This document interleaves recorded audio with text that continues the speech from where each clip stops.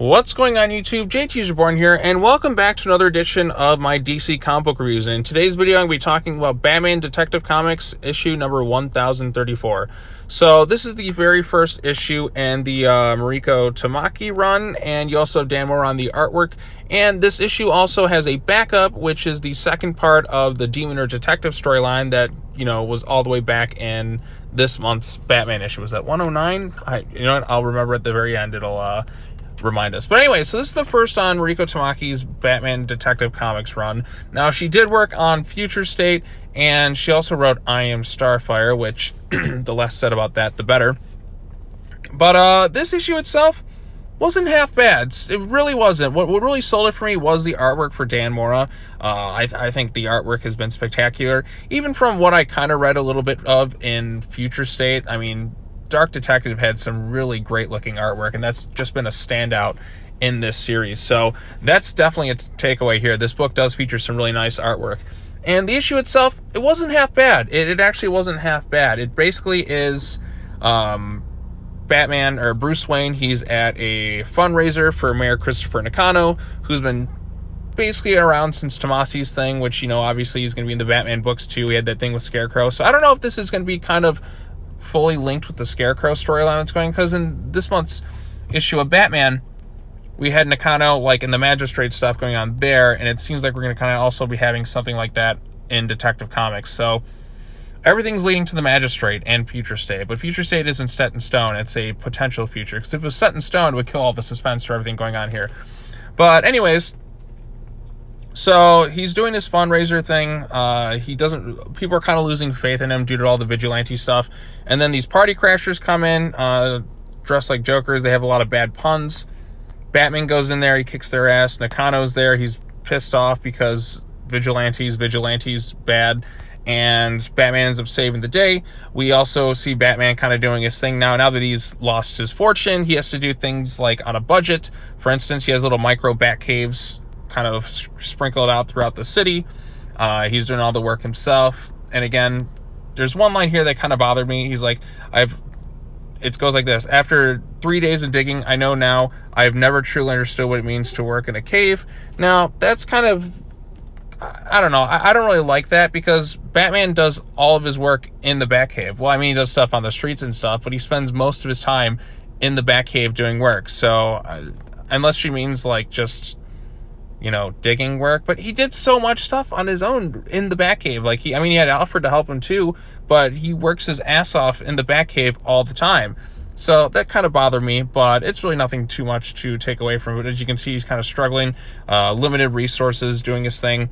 He gets invited to go to some sort of party. We learned a little bit about all these various rich people. This chick has a really crazed look on her face, so I think there's something clearly off with her. On top of that, we also have something else that kind of happens at the end here. Nakano is just kind of getting frustrated. He's got like stuff with his staff going on that's really bothering him too. So I assume this will lead into the Batman book as well, with the whole Magistrate thing and, his stance on vigilantes and his frustration with it, trying to change things up. So there's just constant problems going on ever since he got elected to mayor. Like, he was supposed to be this symbol of hope for the city, and, Gotham's just Gotham. So Batman's there. He stops the party crashers gang. Then the issue ends with a character like Sarah Worth, who's briefly mentioned like once in this issue, maybe once or twice. Like, she shows up at that party there at the very end, and something kind of happens to her, and she's kind of taken away. Like, you can see her husband's there upset, and he's like, what the fuck happened? No, I should say this. There's a lot of cursing in this issue. A lot more than I'm used to in a Batman book. I swear, like, everybody's always like, fuck.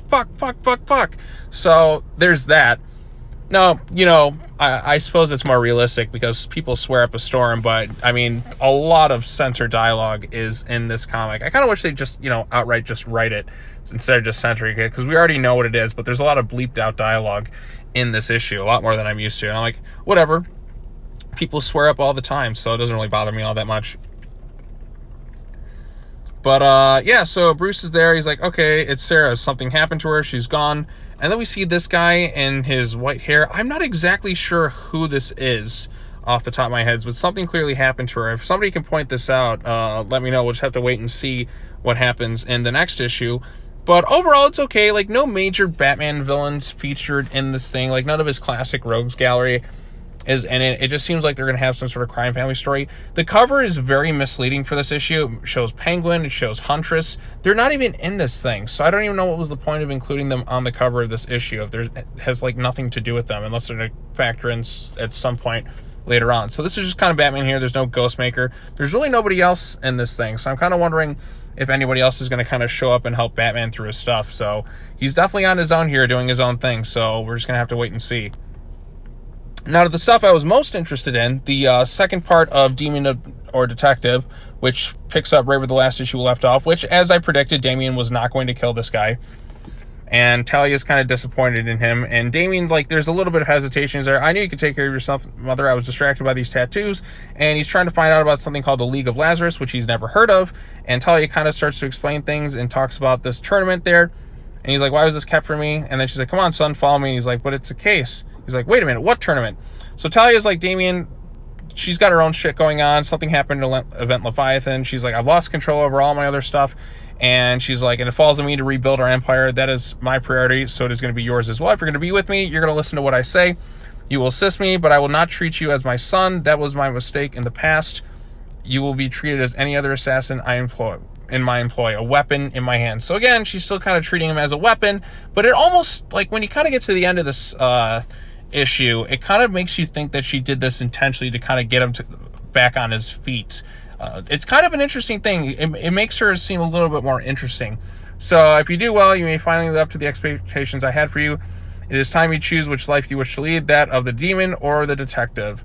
You say you have left behind Batman's ways. Prove it. You'll be better off. Mother knows best. So she does her thing. Again, Damian kind of flies off. He's like, I should know better to cage you. Do not let me down, my baby bird, my son. Okay, so she seems kind of proud of him.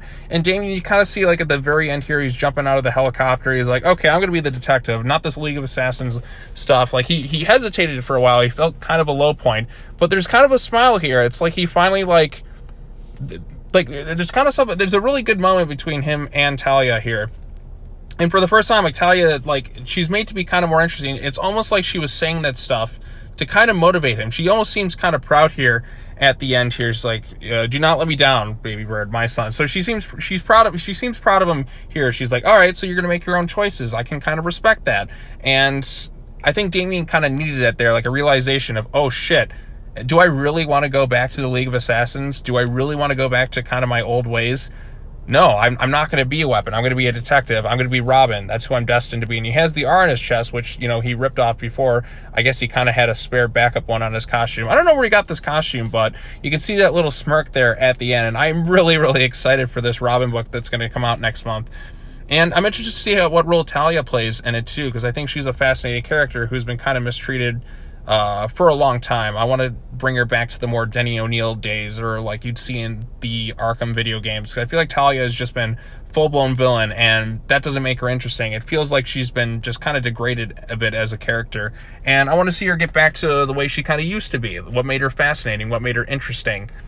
So it seems to me that they're starting to, like, build towards that again, and I'm glad. Talia should be kind of like in that gray area. She shouldn't be a full-blown villain. That kind of takes away from her character, if you ask me. But I am excited to see where this goes from here. Joshua Williamson is a really good writer, and there's some great stuff in here. Also, there's kind of like a little epilogue portion right there where the League of Shadows, I believe, yes, there's League of Assassins, League of Lazarus, League of Shadows, are talking about this tournament. And they're like, what if the kid enters? And he's like, well, he was trained by the bad. Then he'd face our fighter. What better way to take out a Robin than with the Hawk, which is revealed to be Connor Hawke. So I'm not too familiar with Connor Hawke's character. I know it has to do with the Green Arrow. He hasn't been in the comics for a really long time. I don't recall him in the Green Arrow Rebirth stuff at all, but I guess this is his big return, so I'm not sure what's going on with there. But the League of Lazarus tournament's about to hit. Damian's going to try and get his invitation to the island and try and win the tournament, prove himself to be the best fighter in the DC universe. I mean, sure, there's some other fighters like Lady Shiva and Cassandra Cain, you know, who would probably fit that bill pretty well. But I'm just excited to see where this thing goes from here. So yeah, that was Detective Comics 1034. Again, the first part of the Demon or Detective storyline was all the way back in Batman number 106. Okay, so I messed up there earlier on. Sorry, like, there's so many comics that come out these days, it's kind of tough to keep track. The Mariko Tamaki stuff was pretty decent. Not too bad, all things considered. Really great looking artwork. None of the classic rogues in there. So I'm the ending is just kind of like, I'm curious to see where this thing goes from here, but I'm not too excited. If that's the case, I'm more excited about the main Batman book because it involves Scarecrow. This stuff, it just kind of seems like just, I don't know where this one's going to go with her storyline. We'll have to wait and see what villains are brought in there. But not too bad, all things considered. The Robin stuff is the more interesting part of the book for me because I'm more excited for the Robin solo book than I am with either of the main Batman books because Josh Williamson is a really good writer, and I'm just more of a Damian fan, I guess, these days. So I'm just excited for that, and to see where Talia is going to factor into that book as well, and all the other rogues that are going to be in the book. It's going to have some real anime vibes to it. So those are my thoughts on that. Let me know in the comments section below what you thought of Batman Detective Comics 1034. I thought it was I thought it was pretty good. I did enjoy it overall. I can't wait to read the Robin book next month. The Batman Detective Comics stuff, yeah, I'll definitely be reading that along with some of the other Batman titles, because I'm just pretty much going to be what I'm going to be covering on the channel for a while. But I am, like, I'm fine with it right now. So I think the Batman books are in really good hands, all things considered. Now, things could change. Things could, end up a little bit worse, but we shall see. But anyways, those are my thoughts on it. Let me know what you thought in the comment section down below. Like this video, share it with your friends, subscribe to the YouTube channel for more content. Be sure to come back next time. I'm going to be talking about Teen Titans Academy #1, and I do have some thoughts on that book because it's the first in the new Teen Titans era of things. And let's just say, as a preview for that video, I don't think the first issue of that book is off to a really good start, so we'll just leave it at that. But anyways, let me know what you thought down in the comment section. Thank you all so much for watching this. As always, take care now. Bye-bye then, and I will see you all in the next video. Peace.